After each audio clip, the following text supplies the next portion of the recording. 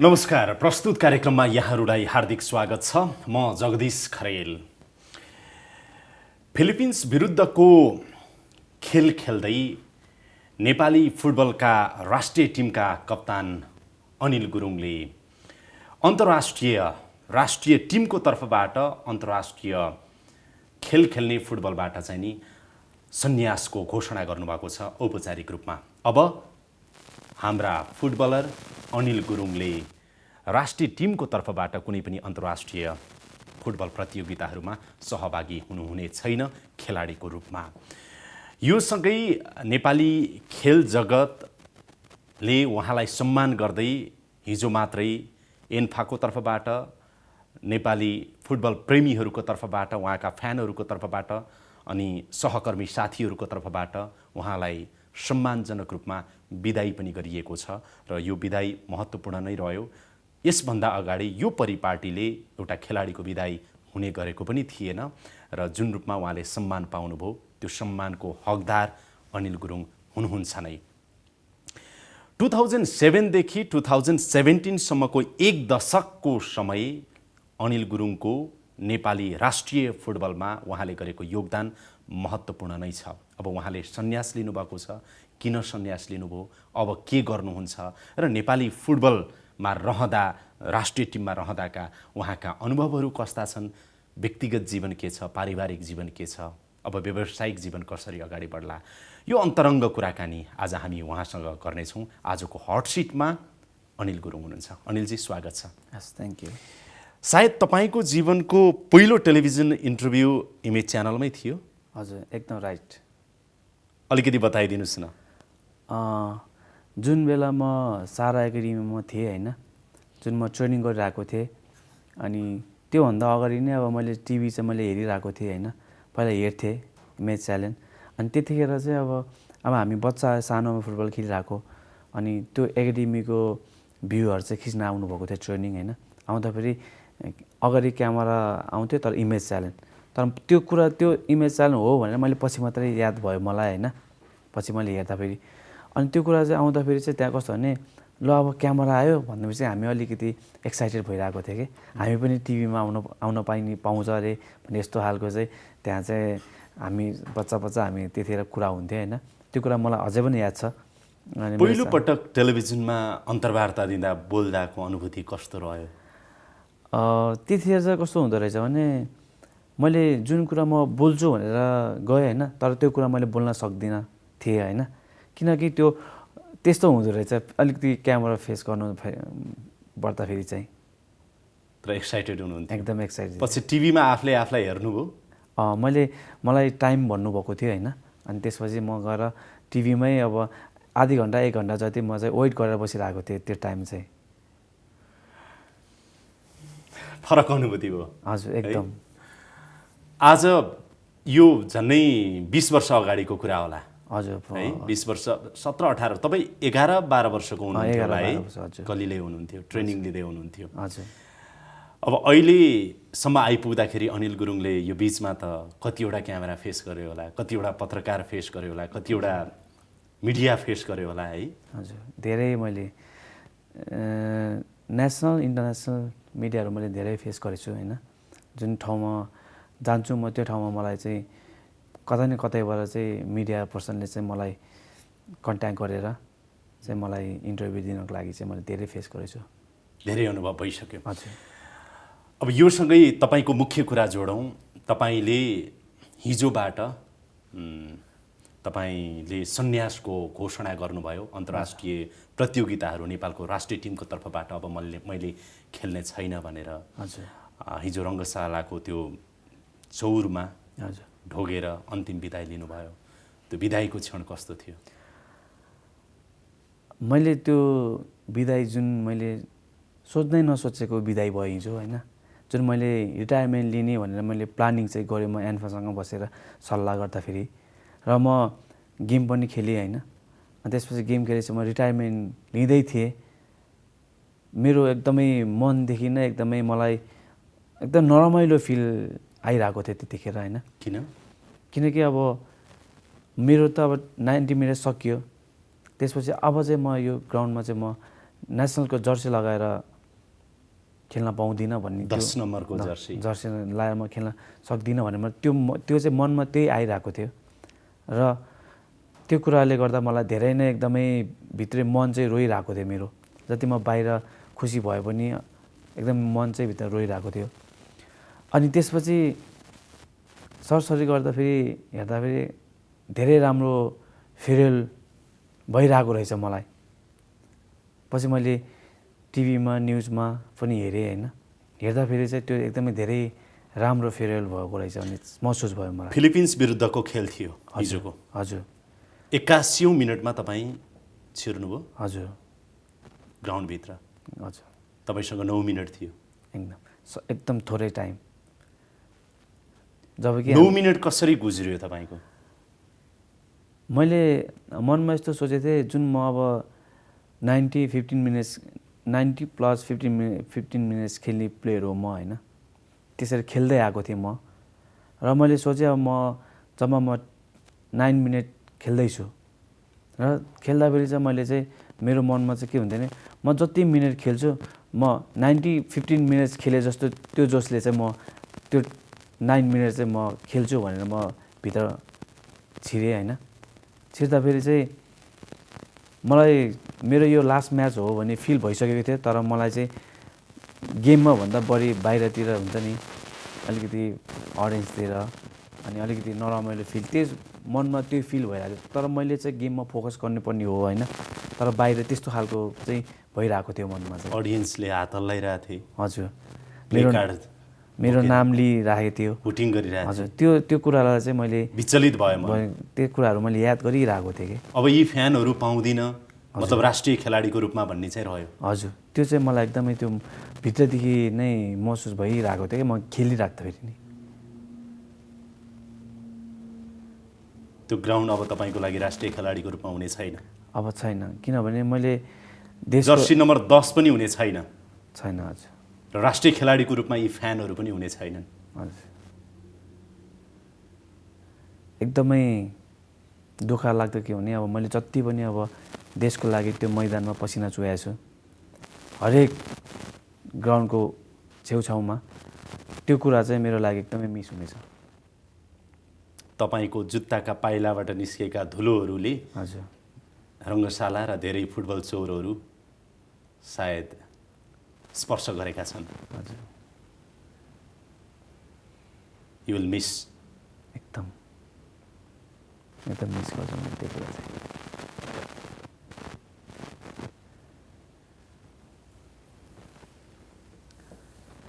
उमेर त ढल्किसकेको थिएन नि तपाईँको फुटबलबाट सन्यासै लिनुपर्ने गरेर राष्ट्रिय खेलबाट चाहिँ नि। हजुर किन सन्यास लिनुभयो? यो मेरो यो टाइम भनेको, यो एज भनेको एकदम एक्सपिरियन्स भएर खेल्ने टाइम हो। अझै पनि कति हामी युरोपियन प्लेयरलाई पनि हेर्छौँ र यो टाइम भनेको एकदम एक्सपिरियन्स लिएर एउटा फिट भएर खेल्ने टाइम हो। तर पनि मैले चाहिँ अब धेरै वर्ष मैले के अरे देशको लागि खेलेँ।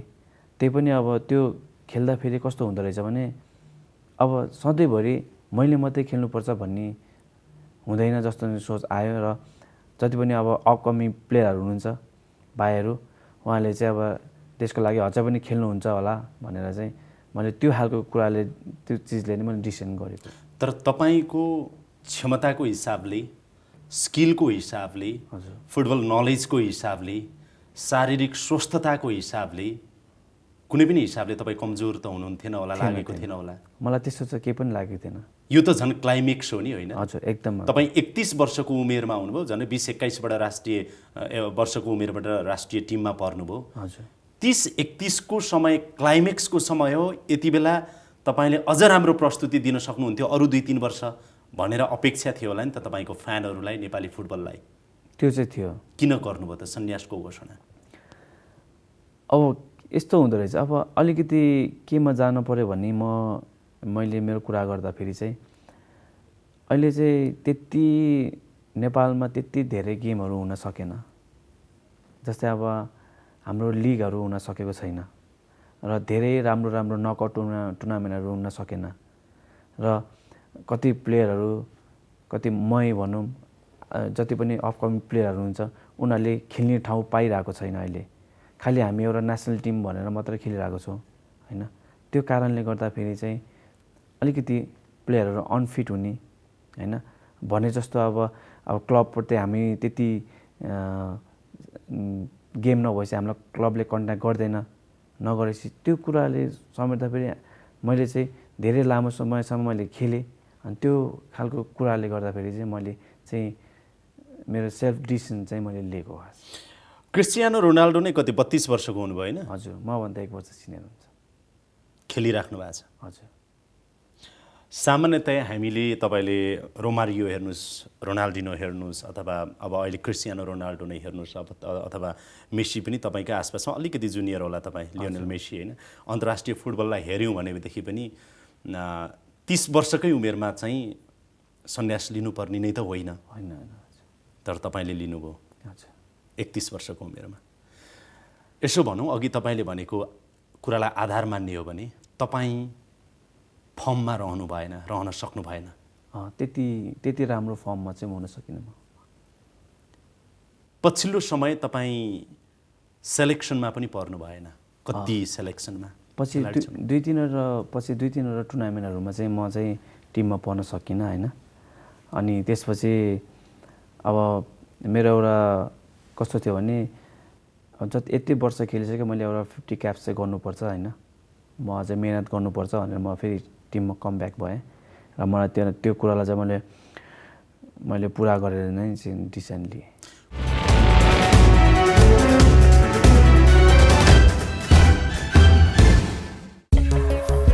हट सिटका प्रायोजक बर्जर पेन्ट्स। हट सिटका प्रायोजक बर्जर पेन्ट्स।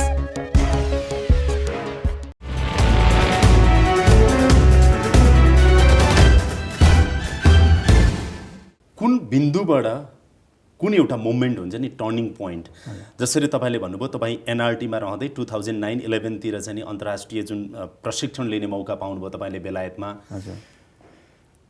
त्यो मौकालाई तपाईँले फुटबल करियरको एउटा टर्निङ पोइन्ट भन्नुभएको छ, जहाँबाट मैले सफलता चुमेँ भन्नुभएको छ। त्यो बिन्दुमा पनि हामी आउँला, अहिले कुरा गरौँला। तर कुन बिन्दुमा आएपछि तपाईँलाई लाग्यो, कुन मोमेन्टमा, कुन टर्निङ पोइन्टमा आएपछि लाग्यो कि अब मैले विश्राम लिनुपर्छ, सन्यास लिनुपर्छ, त्यो बाटो अब रोज्नुपर्छ कि भन्ने कतिखेर सोच्नुभयो? मैले सोचेको चाहिँ जुन हामी यो मलेसियामा सोलाटी कप हुन्छ नि, त्यो कप चाहिँ हामी जित्नुभयो 2016मा, तपाईँकै कप्तानी? हजुर, मेरो कप्तानी। त्यसमा चाहिँ त्यो टुर्नामेन्ट जितिसकेपछि मलाई चाहिँ अलिकति फिल भइरहेको थियो, अब मैले यो टुर्नामेन्ट मैले जितेँ होइन मेरो लिडरसिपमा। अब चाहिँ मैले चाहिँ यहाँबाट चाहिँ यो टुर्नामेन्ट सकिसकेपछि मैले रिटायरमेन्ट लिनुपर्छ भन्ने मेरो मनमा चाहिँ लागिरहेको थियो। तर पनि धेरै अब सिनियर प्लेयर, सिनियर दाइहरूसँग मेरो सल्लाह पनि भएको थियो होइन। अब यस्तो गर्दा के हुन्छ भनेर मैले सोच्दाखेरि चाहिँ उहाँहरूले चाहिँ अझ 1-2 वर्ष खेल्नुपर्छ देशको लागि भन्ने सजेसन पनि दिनुभयो। त्यो सोलिडारिटी कप जुन जित्नुभयो तपाईँले, तपाईँको कप्तानीमा नेपालले जित्यो, त्यो नै एकमात्र अन्तर्राष्ट्रिय फुटबल प्रतियोगिता थियो जहाँ तपाईँको नेतृत्वमा नेपालले जितेको थियो? हजुर, होइन त?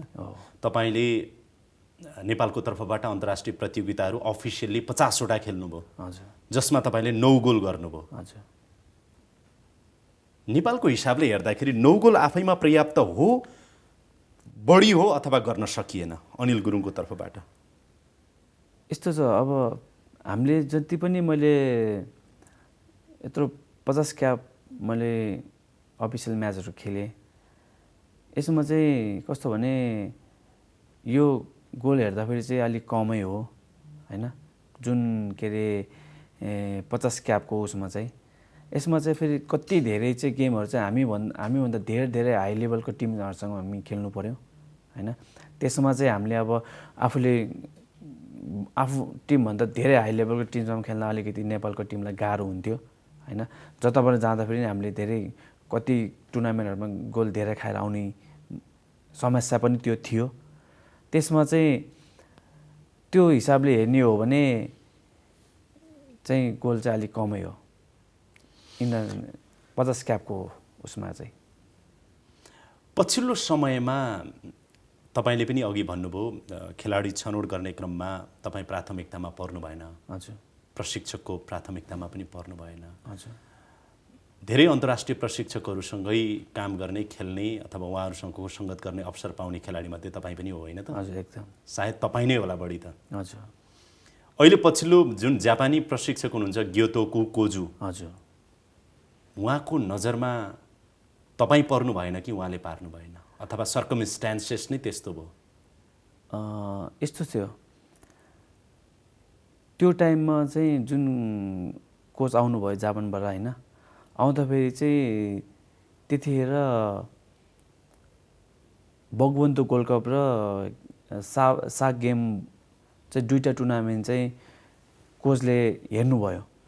हेर्नु भन्दाखेरि त्यसमा त्यो टिममा चाहिँ सबै अन्डर 23 प्लेयरहरू थियो एज ग्रुपको। त्यसमा चाहिँ अब त्यो टुर्नामेन्ट हेर्दाखेरि चाहिँ जुन दुईवटा पर्फर्मेन्स एकदम राम्रो भयो र नेपालले मेडल पनि ल्याउन सफल भयो। त्यो रिजल्टले गर्दाखेरि चाहिँ उसले चाहिँ त्यही प्लेयरलाई मात्रै फोकस गर्यो। तपाईँ छायामा पर्नुभयो। हजुर। तपाईँले बङ्गबन्धु खेल्न पाउनु भएन नि त? हजुर, म खेल्नु पाइनँ किनभने त्यो एज ग्रुप थियो। त्यही टिमले गएर साग गेम जित्यो इन्डियामा गएर। अनि त्यो टुर्नामेन्टको जुन दुईवटा टुर्नामेन्ट जित्दाखेरि उहाँले चाहिँ त्यतिखेर त्यो प्लेयरहरूलाई अब यसलाई नै नेसनल टिममा म खेलाउँछु भन्ने उहाँको सोच थियो होला सायद। उहाँले के अनिल गुरुङको एक दशक करिब 1 डिकेडको हिस्ट्री हेर्न रुचाउनु भएन, अथवा उहाँलाई बुझाइएन, अथवा तपाईँ पनि जानु भएन? म ट्रेनिङमा गएँ होइन, म जान नि गएको, तर उहाँले चाहिँ जुन मलाई यस्तो लाग्छ जुनै पनि कोचले जुनै पनि कन्ट्रीमा गएर खेल्न जाँदाखेरि चाहिँ त्यो प्लेयरहरूको प्रोफाइल चाहिँ हेर्नुपर्ने थियो जस्तो लाग्छ मलाई। उहाँले हेर्नु भएन? मलाई जहाँसम्म चाहिँ उहाँले हेर्नु भएन जस्तो लाग्छ। तपाईँका साथीहरूले पनि त कोचसँग त अब डे टु डे कुरा पनि हुन्छ। हजुर। Anil Gurung is the best अथवा राम्रै एउटा चाहिँ नि प्लेयर हो भन्ने खालको पनि रहेन? सुरुमा चाहिँ त्यो चाहिँ भएन होइन। पछिल्लो समयमा आउँदाखेरि चाहिँ कोचले चाहिँ अलिकति फेरि मलाई राम्रो गर्नुभयो। फेरि एन्फाले तपाईँलाई त्यति साथ दिएन भनेर मैले भने मनाङ मर्स्याङदीको प्लेयर तपाईँ, एन्फाले मनाङ मर्स्याङदीको प्रडक्टहरू अथवा खेलाडीहरू त्यति धेरै इन्टरटेन गर्दैन, प्रमोट गर्दैन, जसको मारमा तपाईँ पर्नुभयो भनेर भने त्यो चाहिँ रङ हुन्छ। हो र? हजुर। किनभने मसँग म राम्रो छु, म फिटमा छु, म खेल्न सक्छु भने मलाई देशको लागि रोक्नलाई चाहिँ कसले पनि मलाई रोक्न सक्दैन। तर तपाईँ महत्त्वपूर्ण गेमहरूमा त रोकिनुभयो नि? हजुर। म बङ्गबन्धुमा रोकिनुभयो, सागमा रोकिनुभयो, अरू धेरै छनौटहरूमा तपाईँ पर्नु भएन। तपाईँ क्याप्टन भइकन पनि क्याप्टन रहनु भएन। तपाईँको हिस्ट्री त यो हो नि? हजुर। त्यो त्यसमा चाहिँ मलाई अलिकति दुःख लागेको चाहिँ त्यो कुरा हो होइन। कोदेखि दुःख लाग्यो तपाईँलाई? कोचदेखि दुःख लाग्यो, तपाईँको एन्फादेखि दुःख लाग्यो, तपाईँका साथीहरूदेखि दुःख लाग्यो, अथवा आफैदेखि दुःख लाग्यो? त्यतिखेर कस्तो भने जुन अब म एउटा लिडरसिप क्याप्टेन भइसकेपछि मलाई जुन बेला चाहिँ अलिकति मलाई केही कुरामा सरसल्लाह पनि भएन त्यो टाइममा। किनकि अब मलाई भन्नु पऱ्यो कोचले आएर अनिल यस्तो यस्तो के अरे यङ प्लेयरहरू छ, यो टिम गेममा चाहिँ तिमी सिलेक्ट भएन भन्ने एउटा म त एउटा लिडरसिप हो नि त। मलाई भन्नुपर्ने ठाउँमा चाहिँ त्यो कुरा चाहिँ मलाई भन्नु भएन। एकैचोटि डाइरेक्ट नाम फ्ल्यास आउट गर्यो। त्यतिखेर चाहिँ मैले चाहिँ म टिममा पढेर चाहिँ नपढेर मलाई दुःख भएन कि जब कि म टिममा नपढ्नुभन्दा अगाडि चाहिँ मलाई यो इन्फर्मेसन चाहिँ किन दिएन भन्ने कुरा चाहिँ मेरो सल्लाह भएन। कोचले अलिकति चित्त दुखाइ गुनासो कोचसँग छ? यो एकदमै ठुलो एकदमै चित्त दुखाइ कुरा चाहिँ यही छ। यस्तो त भएन कतै 31 वर्षकै उमेरमा तपाईँले राष्ट्रिय टिमबाट अन्तर्राष्ट्रिय प्रतियोगिता खेल्नको लागि चाहिँ सन्यास लिनुभयो? हजुर। म भित्र भएको, अनिल गुरुङ भित्र भएको फुटबलर, प्लेयर, स्ट्राइकर, तपाईँ त अलराउन्डर हुनुहुन्थ्यो फेरि, होइन त? अलराउन्डर, स्ट्राइकर मात्रै पनि होइन। हजुर। यो सबै कुराहरू मर्दै गयो, मारिँदै लगियो भन्ने फिल भयो? पछिल्लो समयमा आउँदाखेरि त्यो कुरा चाहिँ मलाई अलिकति फिल चाहिँ आएको थियो मलाई। म भित्र भएको खेलाडी अनिल गुरुङ चाहिँ मर्दै गयो, छायामा पर्दै गयो भन्ने फिल भयो? हजुर। त्यसकारण तपाईँ फर्ममा आउन सक्नु भएन। हजुर। तपाईँको स्ट्यामिना कमजोर हुँदै गयो। त्यसमा चाहिँ कस्तो छ भने तपाईँको जुन म एउटा सिनियर प्लेयर एउटा टिममा नपर्दाखेरि चाहिँ अलिकति जुनियर भाइहरू पनि अलिकति उनीहरूको सोच चाहिँ अलिकति फरक हुँदो रहेछ। किनभने इम्बारेस फिल भयो। हजुर, जुनै पनि एउटा टिममा एउटा सबै जुनियर भयो भने अलिकति त्यति राम्रो पनि हुँदैन होइन। जस्तो टिममा 2-4 जना सिनियर प्लेयर पनि भइराख्नुपर्छ भन्ने मेरो सिद्धान्त चाहिँ हो। तपाईँको जुनियरहरूले पनि त्यति मतलब जुन खालको रेस्पेक्ट दिनुपर्ने हो, जुन खालको फ्रेन्डली बिहेभ गर्नुपर्ने हो, अलिकति ह्युमिलेट गर्ने त्यस्तो भयो कि क्या? त्यस्तो भन्दा नि होइन, मलाई भाइहरूले चाहिँ एकदम रेस्पेक्ट गर्नुहुन्छ होइन। मैले पनि उनीहरूको गेमलाई उनीहरूलाई मैले रेस्पेक्ट गर्छु, किनकि अहिले नै जुन अहिले खेलिरहेछ, जुन टुर्नामेन्ट जितिरहेछ उनीहरूले चाहिँ एकदमै मेहनत गरेर जितेको छ। म रेस्पेक्ट गर्छु उनीहरूलाई, तर पनि उनीहरूले नि मलाई रेस्पेक्ट गर्छ। तर उनीहरूले चाहिँ गरेको कुरा होइन कि यो कुरा चाहिँ टिममा चाहिँ 1-2 जना सिनियर प्लेयर राख्नुपर्छ भन्ने चाहिँ कोचेसहरूको चाहिँ एउटा हुनु चाहिँ पर्छ है भन्ने मेरो कुरा चाहिँ हो। त्यो समूहमा तपाईँ अटाउन सक्नु भएन? हजुर, दुःख लाग्यो? हजुर, पछिल्लो समय चाहिँ मलाई अलिकति दुःख लागेको कुरा चाहिँ यो। खेल्ने अझै मन थियो? हजुर, खेल्छु म अझै खेल्न सक्छु। टिमबाट भनेको? हजुर, योगदान पुर्याउने अझै इच्छा थियो? हजुर, एकदम। अवसरबाट वञ्चित भयो चाहना हुँदाहुँदै। म भित्रको अनिल गुरुङ चाहिँ खेलाडी अनिल गुरुङ मार्ने काम हुँदैछ भन्ने कुराले त पीडा भयो। हजुर, एकदम। किनभने त्यो टाइममा चाहिँ नेपाली कोचहरू पनि हुनुहुन्थ्यो नि त। तर त्यो टाइममा जुन जापानिज कोचलाई अनिल गुरुङले धेरै वर्ष खेलिसकेको छ, उहाँलाई पनि टिममा राख्नुपर्छ, एउटा देशको लिडरसिप गरिसकेकोलाई चाहिँ एकैचोटि हामीले चाहिँ यसरी डिसिसन गर्नुहुन्न भन्ने कुरा चाहिँ कोचहरूप्रति चाहिँ सल्लाह हुनुपर्थ्यो नि भन्ने कुरा चाहिँ हुनुपर्थ्यो जस्तो लाग्छ मलाई। जुन दिन तपाईँलाई महसुस भयो कि मलाई चाहे कोचबाट होस् चाहे विभिन्न खालका चाहिँ नि क्रिटिकल एटमोस्फियर क्रिएट गरेर होस्, हजुर, म भित्रको स्ट्राइकर अनिल गुरुङलाई मार्ने काम हुँदैछ, रुनुभयो तपाईँ? म एकदमै हुन्छ नि एकदमै भित्री मनदेखि नै एकदमै सोचिरहेको थिएँ कि अब म यस्तरी टिमबाट नपढ्दै जाँदाखेरि चाहिँ अब चाहिँ मैले के गर्ने, कसरी खेल्ने भन्ने एउटा चाहिँ अलिकति मैले सोध्नै नसक्ने कुराहरू भइरहेको थियो मलाई। आत्तिनु भयो? एकदम।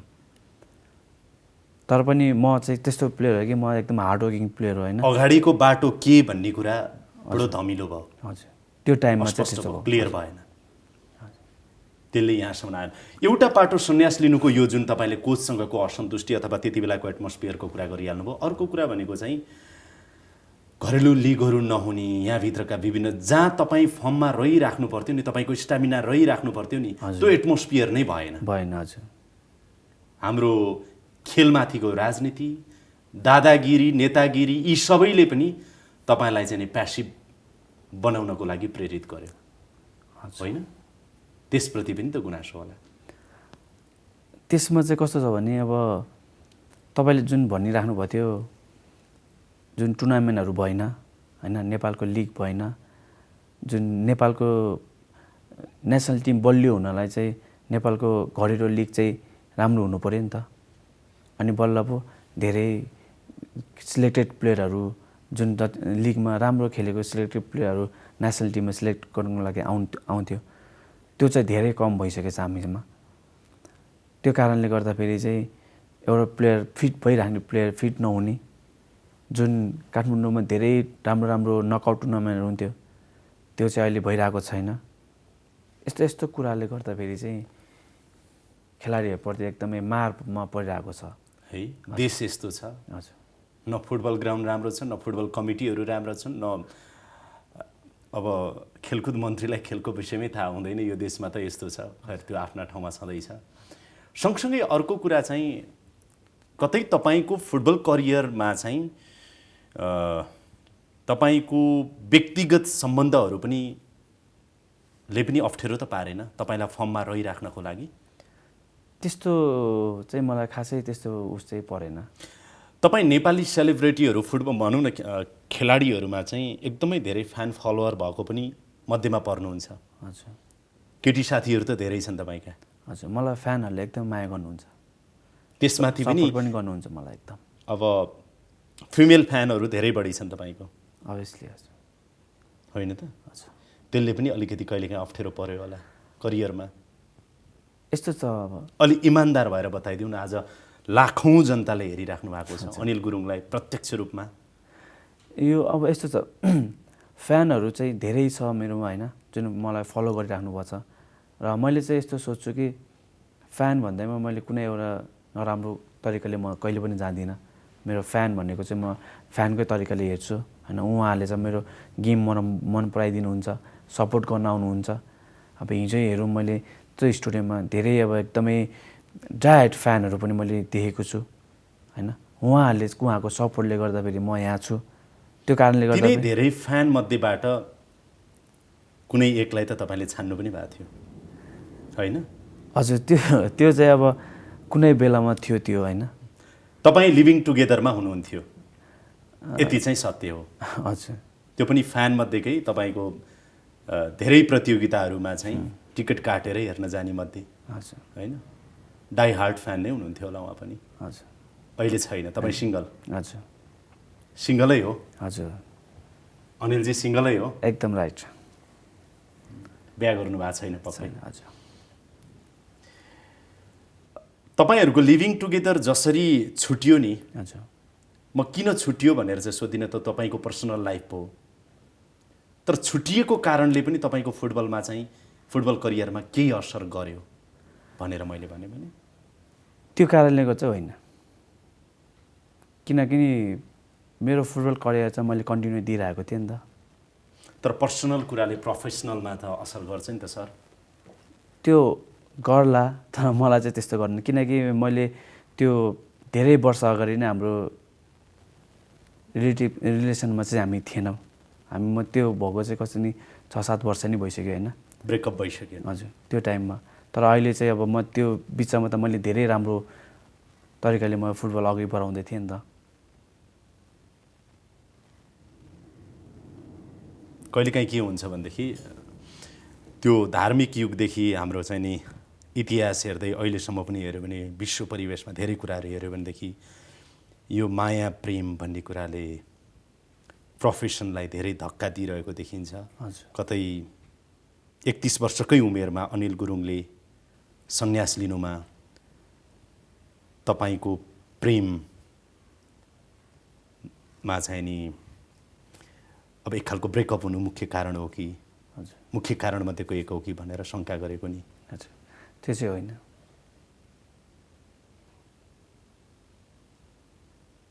सिङ्गल लाइफ खुसी छ? म अहिले एकदम खुसी छु, साँच्चीकै एकदम।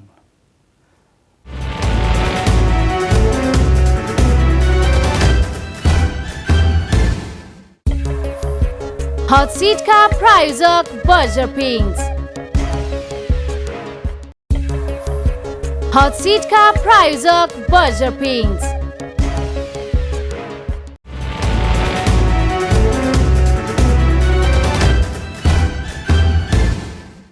फुटबल मिस गरिन्छ, ग्राउन्ड मिस गरिन्छ, फ्यान मिस गरिन्छ, एकदम साथीहरू मिस गरिन्छ। हजुर नेपाली राष्ट्रिय झन्डा जुन तपाईँका नाउँमा फहराइरहेको हुन्थ्यो हजुर त्यो मिस गरिनेछ एकदम। हजुर नेपाली फुटबलमा तपाईँ एउटा राम्रो ट्रेन्ड सेटर पनि हो भनेर भनिन्छ। विशेष गरेर तपाईँले क्लबबाट पनि राम्रो, त्यति बेला 26,000 भने जस्तो लाग्छ है स्यालेरी लिने कुनै पनि फुटबल प्लेयर थिएनन् होला। हजुर म जुन 2007मा एनआरटी क्लबबाट खेल्ने बेलामा चाहिँ म त्यतिखेर मलाई चाहिँ एनआरटी क्लबले चाहिँ 26,000 मन्थली पेमेन्ट गरेर चाहिँ एकदम नेपालको हाइएस्ट पेड भनेर चाहिँ थियो। त्यो मात्रै होइन, तपाईँले शिलङबाट खेल्दा नि 3 वर्षको तपाईँको झन्डै 63 लाख हजुर नेपाली रुपियाँ। हजुर त्यो भनेको 3 वर्षमा 1.5 वर्ष मात्रै खेले पुग्थ्यो, 6 महिनाको त हुन्थ्यो होइन? हजुर 3 सिजन हुन्थ्यो हाम्रो, 3 सिजनमा चाहिँ एक सिजनमा 6 महिना 6 खेल्नु महिना पर्यो। हुन्थ्यो। हजुर 63 लाखमा सम्झौता गर्नुभयो। हजुर तपाईँले अघि भन्दै हुनुहुन्थ्यो बेलायतमा तपाईँले ट्रेनिङ लिएको चाहिँ त्यो मेरो टर्निङ पोइन्ट हो नेपाली फुटबल करियरमा भनेर त्यो अलिकति बताइदिनुहोस् न। जुन म 2009 कि 11? म फर्स्टमा 2009मा जुन लन्डनमा म गएँ होइन, जुन त्यो चाहिँ सारा क्लब र सारा क्लब युकेको पहलमा चाहिँ म चाहिँ लन्डनमा पुगेँ होइन। पुग्दाखेरि चाहिँ त्यहाँ चाहिँ अब ट्रेनिङको लागि मलाई पहल गऱ्यो होइन। अनि म ट्रेनिङ गरेँ बिस्तारै सुरुमा जाँदाखेरि चाहिँ म त्यहाँको ट्रेनिङ एकदम हार्ड भएर मैले गर्न सक्दिनँ भनेर नै मैले दाइहरूलाई भनेँ पहिला सुरुमा, दाइ म सक्दिनँ, अब म के अरे यत्रो हार्ड ट्रेनिङ हुँदो रहेछ भनेर भन्दाखेरि चाहिँ दाइहरूले चाहिँ मलाई चाहिँ के सजेसन दिनुभयो, हेर भाइ हामी पनि एउटा गोर्खाली हो होइन, हामी नै दुःख गरेर नै भर्ती भएर आएको हो, तिमीले नि त्यही तरिकाले चाहिँ मेहनत गर्नुपर्छ भनेर दाइहरूले चाहिँ मलाई त्यसरी हौसला दिनुभयो। र त्यो ट्रेनिङलाई चाहिँ म कन्टिन्यू ट्रेनिङ गरेँ। जुन म वोकिङ एफसीमा 3.5 महिना ट्रेनिङ गर्दाखेरि चाहिँ त्यहाँको ट्रेनिङ, त्यहाँको त्यो फुटबल खेल्ने इन्भाइरोमेन्ट, जुन फुटबल प्लेयरहरूको प्रोफेसनल लाइफ होइन, त्यो कुराहरू सम्झेर हेर्दाखेरि चाहिँ मलाई त्यत्तिकै मलाई मेहनत गर्नु मन लाग्यो र म कन्टिन्यू मेहनत पनि गरेँ। र पछि मेहनत गर्दा गर्दा गर्दा मैले सोचेँ कि यहाँको ट्रेनिङ यही रहेछ, यसरी नै गुजारिँदो रहेछ भन्दाखेरि चाहिँ म जाँदा जाँदा त्यो इन्भाइरोमेन्ट, त्यो क्लाइम, त्यहाँको ट्रेनिङमा म एडजस्ट भएँ। एडजस्ट भइसकेपछि त्यहाँको कोचले नै मलाई मन पराउन थाल्यो र पछि समयमा मलाई टिममा पनि राख्ने प्लानिङ भइसकेको रहेछ कोचको। त्यहीँको क्लबमा? हजुर। तर तपाईँको जीवनको सबभन्दा ठुलो दुःख लागेको क्षण चाहिँ यही भयो, त्यो क्लबबाट तपाईँले खेल्न पाउनु भएन हो? हजुर एकदम। किनकि लाइफकै सबभन्दा एकदमै दुःख लागेको क्षणमध्येको त्यो पनि एक हो। हजुर। किन खेल्न पाउनु भएन त? कोचले पनि मन पराएको थियो, ट्रेनिङ पनि राम्रै गरिराख्नु भएको थियो, फेरि किन खेल्न पाउनु भएन? त्यो टाइममा म जाँदाखेरि चाहिँ म भिजिट भिसामा गएको थिएँ होइन। त्यसैले अब त्यहाँ खेल्नु जुन लन्डनको क्लबमा खेल्नुको लागि चाहिँ वर्क परमिटको भिसा चाहिन्थ्यो नि त, अनि मसित वर्क परमिटको भिसा थिएन। त्यो कारणले गर्दाखेरि चाहिँ पछि के भिसा बनाउन नमिल्ने रहेछ वर्क परमिटको? वर्क परमिटको भिसा कस्तो हुन्छ भने चाहिँ तपाईँको जुन जति पनि विदेशी क्लब, विदेशी बाहिरबाट आउनको खेल्नको लागि चाहिँ त्यहाँ जुन ऱ्याङ्किङको हिसाबले चाहिँ खेलाउने र भिसा मिलाइदिने खालको एउटा त्यहाँ उस रहेछ, जुन हुन्छ नि म्यानेजमेन्टमा रहेछ होइन। त्यसमा चाहिँ कस्तो भने हाम्रो नेपालको ऱ्याङ्किङ चाहिँ अलिक कम भएको कारणले चाहिँ जुन क्लबले चाहिँ भिसा एप्लाई गर्न नमिल्ने रहेछ। सम्भव भएन। ठुलो अपर्च्युनिटी मिस भयो। एकदम ठुलो। त्यो मिस हुँदा मेरो जीवनको भविष्य अथवा करियर कुन हदसम्म मिस भयो भनेर सोच्नुभयो? जुन क्लब र कोचले सम्म तपाईँलाई मन पराएको थियो, त्यहाँ खेल्न पाउने अवस्था पनि थियो, भिजाकै कारणले रोकियो, नपाउँदा मैले के मिस गरेँ भन्ने लागेर अहिलेसम्म पनि लागिरहेछ। किनभने जुन युरोपमा नेपाली प्लेयरहरू कहिले पनि गएर खेलेको छैन क्लबमा होइन। तर त्यो क्लब भनेको इङ्ल्यान्डको 6 डिभिजन क्लब हो। तर त्यसमा त्यही क्लबमा खेल्नको लागि चाहिँ म त्यत्रो टाइम ट्रेनिङ गरेर म जाँदाखेरि चाहिँ पछि म नहुँदाखेरि चाहिँ कुनै न कुनै बेलामा नेपाली फुटबल प्लेयर त त्यो इङ्ल्यान्डमा गएर इङ्ल्यान्डको क्लबमा खेलेछ है भन्ने एउटा नेपालीप्रति इतिहास हुन्थ्यो। हो त्यो कुरा चाहिँ भएन, मिस भयो एकदम। मैले अघि जोड्दै थिएँ तपाईँलाई, एउटा चाहिँ राम्रो वेल ट्रेन्ड सेटर चाहिँ हो तपाईँ। तपाईँ जसरी आगमन गर्नुभयो, तपाईँ मजाले कमाउने खेलाडीमा पनि पर्नुहुन्छ होइन, अघि नै मैले भने। हजुर। अब धेरै फ्यान फलोअर भएको पनि हुनुहुन्छ। हजुर। तपाईँले धेरै कोचहरूसँग पनि, राष्ट्रिय अन्तर्राष्ट्रिय कोचहरूसँग पनि सहकार्य गर्नुभयो। हजुर। अब क्लबहरूको कुरा गर्दाखेरि चाहिँ ब्रिगेड बोइज हुँदै तपाईँ 3 स्टार एनआरटी हुँदै मनाङ मर्स्याङदीसम्मको यात्रा पनि तपाईँको राम्रैसँग रह्यो। अहिले त मनाङ मर्स्याङदीमै हुनुहुन्छ। विदाई जुन रूपमा भयो तपाईँको पनि, योभन्दा अगाडि सायद यसरी विदाई भएको थिएन होला खेलाडीको, तपाईँको त्यसरी भयो। राम्रो हुनुहुन्छ, ह्यान्डसम हुनुहुन्छ, सबै हिसाबले चाहिँ एउटा चाहिँ ट्रेन्ड सेटरको रूपमा चाहिँ स्थापित हुनुहुन्छ होइन? हजुर एकदम खुसी हुनुहुन्छ यो कुरामा त? एकदम। किनभने आफूले गरेर यो चिज मैले पाइरहेको छु नि त। त्यो कुरामा चाहिँ म अहिलेसम्मको एकदमै खुसी महसुस हुन्छ मलाई चाहिँ। अनिल गुरुङ राष्ट्रिय टिमबाट बाहिरियो, अब तपाईँको ग्याप फुलफिल गर्ने खेलाडीहरू छन् या छैनन्? तपाईँको मनले के भन्छ? यथार्थ बताउनुहोस्। यस्तो मैले देखेको यो जुन नेसनल टिम मैले जुनियर भाइहरू हुनुहुन्छ नि, यिनीहरूको ट्यालेन्ट एकदम राम्रो छ, ट्यालेन्ट भएको खेलाडीहरू छ। यिनीहरूलाई राज्यले एन्फाले राम्रो तरिकाले यिनीहरूलाई युटिलाइज गर्यो भने चाहिँ यिनीहरूले पक्कै पनि देशको लागि अझै धेरै मेडल ल्याउन सक्छ। मलाई यस्तो महसुस हुन्छ कि यही कुरा चाहिँ भाइहरूले चाहिँ जुन मलाई हिजो गरेको सम्मान एउटा इज्जत छ नि, त्यो कुरालाई मध्यनजर राखेर उनीहरू त्यही तरिकाले जाने हो भने पक्कै पनि मेरो ठाउँ लिन सक्छ। अब खेल्ने चाहिँ जति पनि अन्तर्राष्ट्रिय प्रतियोगिताहरू छन् त्यसमा अनिल गुरुङको अभाव अझै 1-2 महिना, 1-2 वर्ष, 2-4 वर्षै हुनेवाला छ, अथवा होइन अनिल गुरुङको अभाव चाहिँ अब आउने पुस्ताले, अब आउने भाइहरूले पुरा गर्नेछन् भन्ने लाग्छ? मलाई त भाइहरूले चाहिँ पुरा गर्छ जस्तो लाग्छ मलाई। त्यो लाग्छ है? हजुर। तर मेहनत चाहिँ गर्नु पर्यो। हामीले कहिले पनि मुखले मात्रै भनेर हुँदैन होइन। जुन त्यस्तो ट्यालेन्ट प्लेयर छ उनीहरूले त्यो कुरा चाहिँ सोच्नु पर्यो। अर्को महत्त्वपूर्ण प्रश्न भनेको अब तपाईँमाथि के छ भनेदेखि अब अनिल गुरुङले के गर्छ हजुर भन्ने छ। के गर्नुहुन्छ?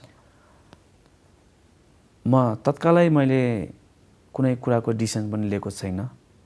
जुन म अब नेसनल टिमबाट चाहिँ म रिटायर भएँ, तर म कन्टिन्यू चाहिँ मेरो क्लबबाट चाहिँ म खेलिरहनेछु। I am retired but not tired. Not tired. क्लबबाट खेल्नुहुन्छ? हजुर। मनाङ मर्स्याङदीबाट? हजुर। क्लबबाटै हुने खालको अन्तर्राष्ट्रिय गेमहरू पनि खेल्न सकिने भयो? त्यो त क्लबले जुनै पनि हामी क्लबबाट पार्टिसिपेसन गरेको टुर्नामेन्ट चाहिँ खेल्न सक्नु। बिहा पनि गर्नुहुन्छ होला? त्यो अलिकति पछि सोचौँला अझै बिस्तारै। कस्तो कलिले उमेरमा अलिकति चाहिँ नि सन्यास लिएको जस्तो त फिल भयो है? त्यो चाहिँ अलिकति मलाई धेरै फ्यान, मेरो धेरै नजिकबाट चिनिने दाजुभाइहरू हुन्छ नि, साथीहरूले, उहाँहरूले चाहिँ मलाई यो कुरा चाहिँ गर्नुभएको थियो। किन यति चाँडो डिसिसन गरेको भन्ने कुरा चाहिँ मलाई गर्नुभएको थियो। अहिले नगरेको भए नि हुन्थ्यो भन्ने कुरा चाहिँ। तर यो प्रश्नको जवाफ अनिल गुरुङले यसरी दिँदै हुनुहुन्छ कि म त अरू 1-2 वर्ष खेल्न चाहन्थेँ, हजुर, तर विभिन्न परिस्थितिले मलाई खेल्न दिएन। त्यही हो तपाईँको जवाफ मैले भने। मैले ठिकै भने? हो, सही भन्नुभयो। नेपाली फुटबल आजको दिनसम्म आउँदा हामी कहाँनिर छौँ साउथ एसियाको कम्पेरिजनमा? हाम्रो लेभल तपाईँले देख्दा के छ? साउथ एसियनमा चाहिँ हामी चाहिँ एकदम राम्रोमा गनिन्छ नेपाल होइन। जुन पहिला त्यति राम्रो थिएन, पछिल्लो समयमा धेरै राम्रो हुँदै आयो नेपाल टिम चाहिँ के अरे साउथ एसियनमा। तर मैले सोचेको थिएँ अझै नेपाल योभन्दा चाहिँ अझै एकदमै राम्रो लेभलमा जान्छ होला भनेर सोचिरहेको थिएँ। तर विभिन्न कारणले गर्दाखेरि हामी अलिकति अझै तल बिस्तारै तल गइरहेको महसुस चाहिँ मसँग छ। के भयो भने नेपाली फुटबलले को विकास एकदमै फास्ट, एकदमै द्रुत गतिमा हुन सक्छ होला? के कसले के गरिदिनुपर्छ र के हुनुपर्छ भन्नुहोस् त, तपाईँको अनुभवले के भन्छ? अब कसले के गरिदिनुपर्छ भनेर पनि हामी त्यसरी चाहिँ भन्दाखेरि नि जुन हामीलाई चाहिँ हाम्रो नेपाली फुटबल चाहिँ जहिले एक रूपले गइरहेको बेलामा बिचमा ब्रेक भइजान्छ नि, यो कारणले गर्दाखेरि नेपाली फुटबल अलिकति बिग्रिरहेको हो। किनकि हामी देख्छौँ 2-4 वर्ष हामी कन्टिन्यू लिग खेल्छौँ, फेरि त्यसपछि 2-3 वर्षपछि ग्याप हुन्छ। केही न केही कारणले गर्दा ग्याप भइरहेको हुन्छ। त्यो कारणले गर्दाखेरि जुन एक किसिमले गइरहेको ट्रेन्डलाई त्यो बिगाडिदियो। अनि फेरि सुरु गर्दाखेरि जिरो लेभलबाट सुरु गर्नुपर्छ। गर्दाखेरि चाहिँ स्टेप बाई स्टेप जाने ठाउँमा बिचमा ब्रेक हुन्छ, फेरि तल आउँछ, फेरि राम्रो भइरहेको हुन्छ, फेरि तल चढिरहेको हुन्छ। यस्तो चाहिँ कस्तो भने जुन ग्रासरुट राम्रो हुनु पऱ्यो होइन। अब मेन कुरा चाहिँ हामीसँग स्टेडियम छैन, त्यो कारण कसरत रङ्गशालाको हाल त्यस्तो छ। त्यस्तो छ। एउटा नेसनल स्टेडियम हामीसँग अप्सन छैन। त्यो यस्तो विभिन्न कारणले गर्दाखेरि घुमी फेरि पोलिसी लेभलमै पोलिटिकल लेभलमै एउटा चाहिँ नि स्पष्ट नीति अनि कार्यान्वयन त हुनै पर्यो होइन त? त्यही हो। तपाईँको अब आउने जुन यङ जेनेरेसन छ जो फुटबलप्रति आकर्षित भइरहेको छ, उनीहरूलाई के भन्नुहुन्छ? कतिको अवसर छ आफ्नो तपाईँको जीवनलाई हेरेर उनीहरूले के सिक्ने? नेपाली फुटबलमा प्लेयरको रूपमा भविष्य छ या छैन? यस्तो छ, अब मैले तपाईँहरूलाई भनिसकेँ नि अघि नै, म जुन नेपालको लिग भयो भने जुन एउटा क्लबले चाहिँ एउटा क्लबले 20जना प्लेयरलाई चाहिँ स्यालेरी लिएर राखेको हुन्छ होइन। जुन मन्थली उनीहरूले पे गर्छ, इयरली कन्ट्र्याक्ट हुन्छ, मन्थली उसमा त्यसमा चाहिँ हामीसँग 16वटा टिम छ।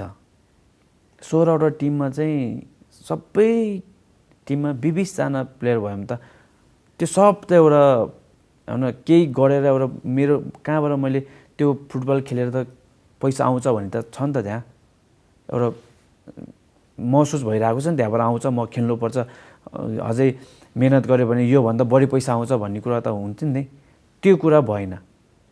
जुन अब यति ट्यालेन्टेड प्लेयरहरू छ भाइहरू, अब तिनीहरूले अब त्यो जिल्लाको त्यो गोल्ड कप मात्रै खेलेर त उनीहरूलाई पुग्दैन नि त।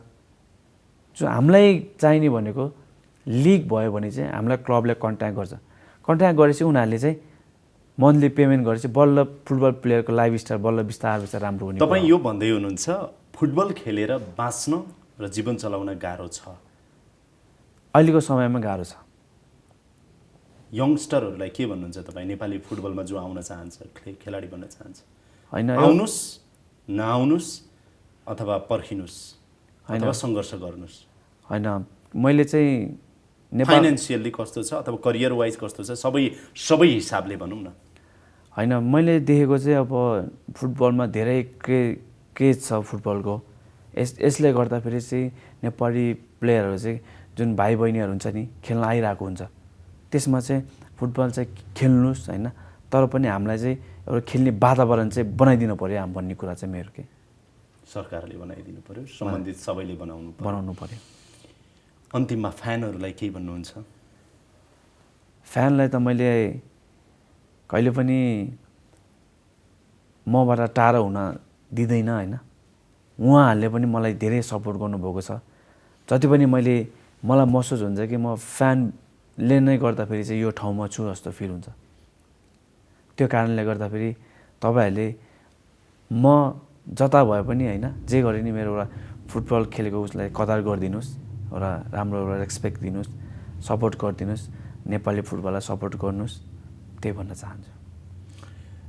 11 वर्षको अनिल गुरुङ पोखरामा ट्रेनिङ लिँदै गर्दाखेरिको एउटा बालकै भनौँ न, सँग इमेज च्यानलले उसको जीवनको पहिलो अन्तर्वार्ता गरेको थियो र आज चाहिँ 10 वर्षसम्म राष्ट्रिय टोलीमा रहेर आफ्नो जीवनको महत्त्वपूर्ण समय नेपाली खेल क्षेत्रमा दिएर तपाईँले जुन ट्रेन्ड सेट गर्नुभएको छ नेपाली फुटबलमा, त्यस्तो खेलाडीसँग फेरि तपाईँले राष्ट्रिय टोलीबाट सन्यास लिइराख्दाखेरि यो अन्तर्वार्ता गर्न पाइयो। इमेज च्यानललाई पनि धेरै धेरै खुसी लागेको छ। आगामी दिन अझै तपाईँको सफल रहन्, चाहे त्यो भोलिका दिनमा तपाईँ क्लबमा खेल्दै गर्दा होस्, भोलि प्रशिक्षक बनेर होस् अथवा पोलिसी लेभलमा गएर होस्, खेल जीवनबाटै तपाईँले चाहिँ राष्ट्र र जनतालाई योगदान गर्न सक्नुहोस् र अझै नेपाललाई अन्तर्राष्ट्रिय क्षेत्रमा चिनाउनको लागि तपाईँको भूमिका महत्त्वपूर्ण होस्, यो शुभकामना पनि दिन चाहन्छौँ। यो समय हामीलाई उपलब्ध गराइदिनु भयो, तपाईँलाई धेरै धेरै धन्यवाद छ अनिलजी। थ्याङ्क यू दाइ, थ्याङ्क यू। हवस् त, यसका साथै अहिलेको लागि यो कार्यक्रम यहीँ बिट मार्ने अनुमति चाहन्छु। कार्यक्रम युनिटका सम्पूर्ण सहकर्मीहरूको साथमा मलाई पनि बिदा दिनुहोस्। नमस्कार।